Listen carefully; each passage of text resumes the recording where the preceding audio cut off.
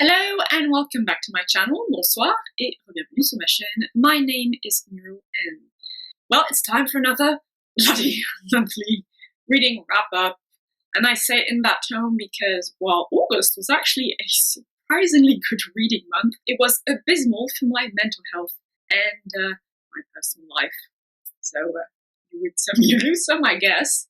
And I am surprised and mildly impressed with myself that I actually managed to keep up with my self-imposed reading schedule, despite all of that. So, good job, brain, I guess. Now, this time I'll do my wrap-up just a bit differently.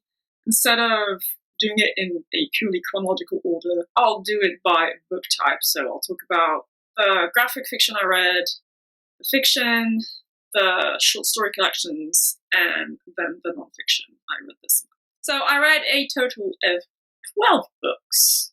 Among those, 4 graphic novels, or compilations of comics, graphic novels. I mean, the distinction is a bit fuzzy to me. I mean, I know there is an official distinction between comic books and graphic novels, but you know what I mean. So first I read volume 4 of Monstress, called The Chosen, and well, it keeps being very good, very engaging, very entertaining.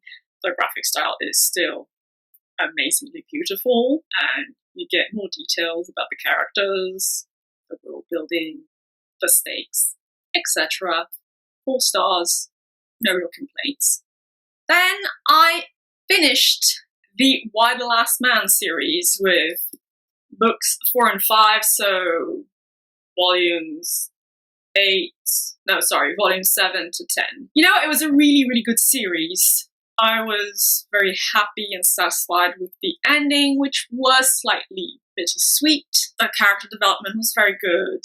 The plot was very engaging. There's lots of humor, especially with the main male protagonist. The speculative elements are left a bit up to your interpretation. There are different theories as to what happened to cause all of the male mammals to die, but I didn't mind that open-ended aspect of the story. It worked, and that was an interesting commentary, of course, on gender dynamics. I enjoyed that it didn't portray an all-female society as utopian or overly lovey-dovey peacenik hippie stuff-ish.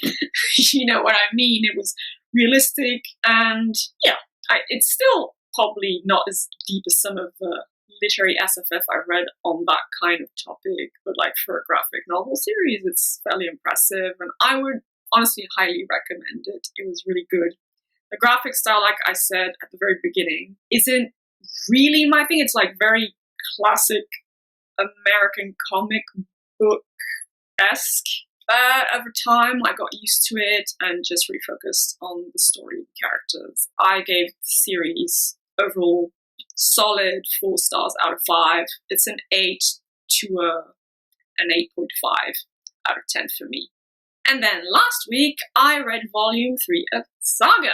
Yeah, I'm picking this one back up. Well, I mean, I didn't drop it, but been basically focused on finishing Why the Last Man and then reading the latest volumes of Monstress. Although I think volume 5 is out now, so I'm going to have to read that one. So Saga, I'm definitely continuing with that series. It's still very different, but very entertaining, and I'm really enjoying the characters, the story, the all over the place world building with the sci-fi and fantasy elements, and also great diversity of characters. I noticed.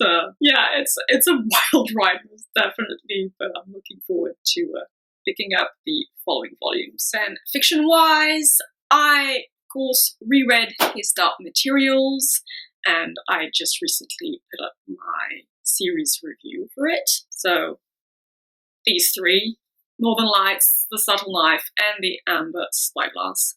And like I said in my review, it was a very enjoyable experience to read those books. I experienced a lot of nostalgia, and yeah, I did pick the plot and the characters apart a bit more now that I'm an adult. I didn't enjoy some aspects of the narrative as much as I did when I was 13 years old, but it's still really good and really impressive for a young YA series, or is it called middle grade? Is that what I should call it? Probably, yeah, middle grade series. I did downgrade it just slightly. It's like more of a 7 to a 7.5 out of 10 rather than 8 out of 10 for me now.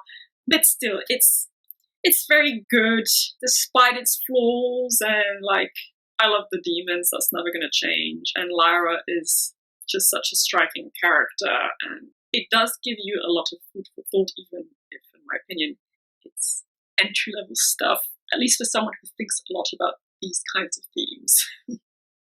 And then, following on from that, I started the new His Dark Materials Universe trilogy, The Book of Dust, with Volume 1, La Belle Sauvage. I had very low expectations with this book because I had heard a lot of conflicting reviews and opinions about the Book of Dust, or at least the two books that are out currently, so La Belle Sauvage and The Secret Commonwealth. I've heard people saying that it's really very different from His Dark Materials and not quite as good, and the magic has run out of it a bit. So I had very low expectations, especially knowing that it's a prequel to Northern Lights, about, 11 years before the beginning of that first novel in His Dark Materials. So I wasn't feeling that hard about a prequel. But you know what? I actually really enjoyed this book. I don't know. I like the characters we were introduced to in it. So the main male protagonist is a young boy named Malcolm Halstead, and I really liked him. I liked his personality, his inquisitive mind, kind of a precocious youth, which is very intelligent, very curious about things. I strongly identified with that. I like the female professor, which you do actually encounter in His Dark Materials, because she heads a school for girls. Well, she's in contact with the school for girls to which Lyra goes to, or Lyra ends up going to, sorry, might be spoiler there. And she's an expert alethiometrist, someone who studies the alethiometer, and I liked her. And there's a whole spying plot going on, at least during the first part of the book, and then the second part has to do with a massive flood and running away from a crazy physicist who wants to get back at Lord Asriel and Mrs. Coulter because the church has tampered with his research. And what I liked about that character is that his insanity and his self-loathing is reflected in his demon, and demons being human souls in the shape of an animal. That was really interesting to look at because his hyena demon is completely crazy, and he beats his demon. He's very cruel towards it, and I thought that was a really original way of portraying mental illness and self-loathing in that particular universe where you can actually see your soul next to you. I really hope he does more of that kind of stuff in The Secret Commonwealth in the third book, exploring dust and demons, because I thought that was really cool. Very interesting. So yeah, I like the characters. I did enjoy the story. I don't know, I like the setting also.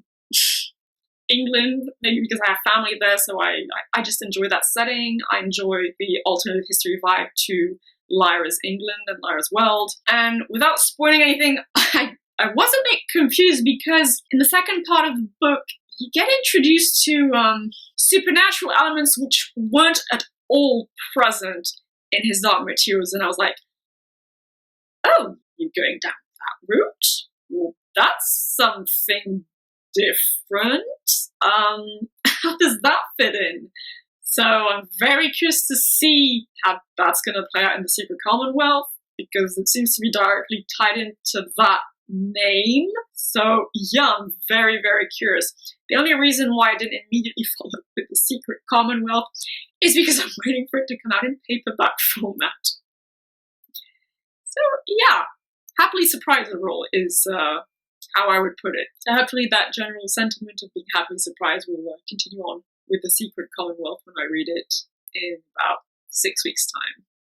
Then onto the two short story collections I read. First, I read Sisters of the Revolution, curated by Jeff and Anne VanderMeer. So this is meant to be an anthology of feminist speculative fiction, including horror, science fiction, fantasy, magical realism, surrealism too, I would argue. I thoroughly enjoyed it overall. I think it's a solid collection. I would give it an average of 7 out of 10. Of course, you know, as with all such anthologies, you'll have a fair amount of variability in quality between the different stories and their different styles, different voices that come through, different themes, etc. My main quibble with the anthology, though, is that I don't personally think every story is feminist.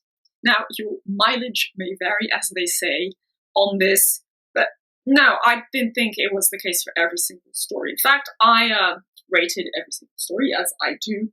I also put a little F or an F plus next to each story title, depending on whether or not I thought it was a little bit feminist or just solidly feminist, and I didn't put anything if I didn't think it was feminist at all. Some stories have to do with interesting themes, don't get me wrong, or like just more generally social justice themes. Like there's a story by Octavia E. Butler, which was one of my favorites, in fact, but it was more about like disability and discrimination against people with an illness than anything else. I didn't think there was anything specifically feminist about it. We can, of course, have an intersection between disability and feminism. That's not something I'm contesting, but in this specific instance, I didn't think there was a particular feminist overtone to it. So some of these stories were just bona fide feminist fiction. Some were female-centric or tangentially feminist in that they talked about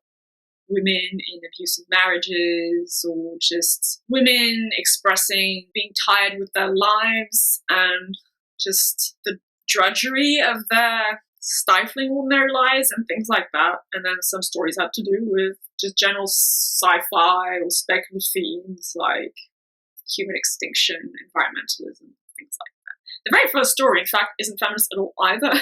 It's more about freedom of speech than anything else, which again isn't completely unrelated to feminism, but it's not centrally feminist in my opinion. So I think the subtitle here, a feminist speculative fiction anthology, is slightly misleading. It is partly feminist, but it's certainly female-centric because all of the stories are or were written by female authors. So I mean, that's a plus in any case.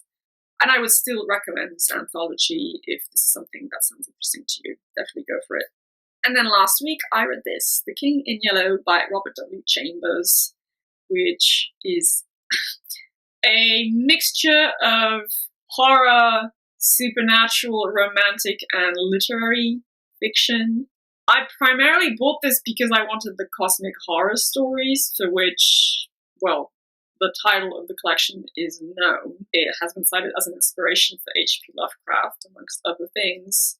And also, I knew of this by watching the first season of True Detective. Excellent TV series, by the way. I would personally recommend it if you're not too squeamish. So yeah, but then I realized that only the first 4 stories have to do with The King in Yellow, and then you have a couple of stories which are more generally supernatural in nature. But then the 4 last stories are just straight up literary fiction. So I was like, okay, that's not really what I was expecting, but fine. This was overall fairly disappointing, actually. I mean, I get the cosmic horror elements, and I get how it influenced what came after it. But I'm sorry, I'm just gonna say that I prefer H.P. Lovecraft, alright? Like, and I prefer the creepy inspiration for True Detective than the actual source material. I mean, 1 or 2 of the stories that have to do with The King in Yellow, which is supposed to be a fictional play, were good-ish, were reasonably enjoyable, and did have a decent creepy factor, but I was underwhelmed. I was like, meh, it's not really working for me. I did enjoy some of the supernatural stories. I even enjoyed a couple of the literary fiction stories, primarily because they're set in the Latin Quarter in Paris, and I spent a bit of time there, so that's a very familiar setting to me, and I like that. And I also like that late 19th century Parisian vibe, or at least I liked it because it reminded me of Anais Nin fiction, which takes place in the Paris of the 1930s and 40s, and I found similarities between that and, I don't know, I like that, whatever. So, yeah, but now it just didn't really stick out to me as anything particularly special. And then finally, for the non-fiction, I read 2 books, both in French, and I really will only talk about them briefly because they were spur of the moment, or not spur of the moment, they were what I would call emergency reads because I was going through very bad stuff and I needed to make sense of things, and I use books for that. So I read this tiny little book called Le Décodeur de violence psychologique. I did not realize it was going to be in this ridiculously small format, but okay, fine. The content was still good and useful. It's basically about psychological/emotional abuse, how to recognize it, how to determine if you experienced it, what to do about it. It's also focused on like abuse at the hands of a person with narcissistic personality disorder. That's not what they call it in French. In French, there's like a very trendy word for it, which is called perverse narcissistic, but that's not even a term used in psychiatry. It's basically NPD, but they don't call it that in French for whatever reason. Anyway, so useful if you speak French and you need some help with that. This is good. And then I also read this, Le Manuel du Borderline, which is basically a primer about borderline personality disorder. And I read this because I just have, it's about my private life and a relationship I have and trying to make sense of things. So just exploring possibilities. In any case, it's a book about borderline personality disorder. Like I said, it's well done from what I can judge. I do think it's missing some info that I read about on the internet. I think it needs to be updated, is basically what I'm trying to say. It doesn't really address like the overlap with NPD and the comorbidity. Doesn't even mention cluster B personality disorders. It's a French-speaking approach. And I guess they wanted to destigmatize the disorder as much as possible, which is fair enough. It's understandable. But it was interesting, thorough, covers all the bases, talks about therapies for people with BPD, and even had some advice for mental health difficulties in general, which I found useful. So yeah, if you're interested in BPD for whatever reason, and you're a French speaker, this is a good book. And that's it for the month of August, which I'm very glad is over, and I'm glad the summer is almost over. I want this year to be over, honestly. I think most people are in that mindset and mood set as well for different reasons. But anyway, this month I'm going to be reading a fair bit of classic SFF, including The War of the Worlds by H.G. Wells, which I in fact started, and Frankenstein by Mary Shelley. I'm really going for the OG titles here. I hope your month of August has been better than mine. I hope it was good reading-wise or whichever-wise. And I hope you'll have a lovely day, evening, whichever. And I shall see you in the next video.